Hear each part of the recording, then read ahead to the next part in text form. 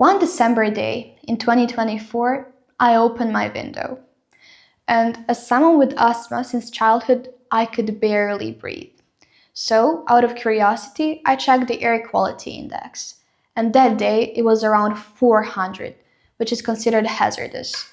So, I closed the window. But just a few hours later, after it started snowing, I opened the window again. But this time, I was able to breathe. So I checked the index again, and it shocked me that it had dropped to around 40, a level considered safe.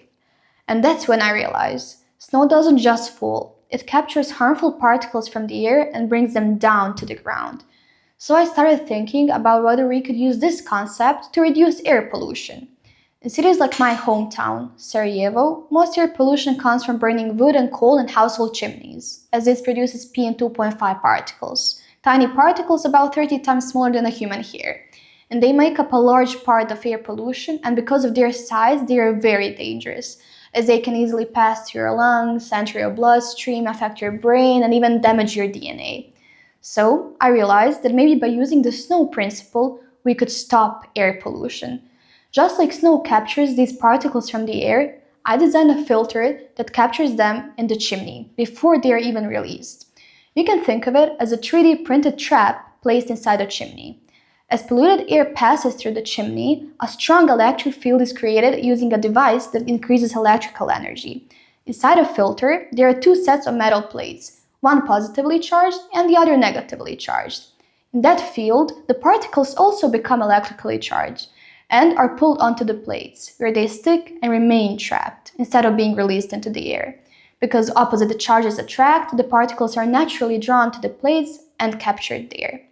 To evaluate performance, I conducted a control experiment while burning wood, using a high-precision sensor to measure PM2.5 concentration. So, without the filter, levels reached approximately 600, whereas while the filter was activated, they dropped to below 50. And after analysis, there was up to a 98% reduction, confirming that air pollution can be stopped at the source and that the snow principle can be applied in practice. But beyond the data, this actually has real consequences. Can you think of 8 people dear to you in your life? Now imagine one of them is gone because of the air they breathe. 1 in 8 deaths worldwide is linked to air pollution, according to the World Health Organization. And if you think the other 7 are safe, well, they're not. They have an increased risk of lung cancer, asthma, and cardiovascular disease. This is exactly why we need solutions. But solutions don't always have to be invented. Sometimes they already exist in nature.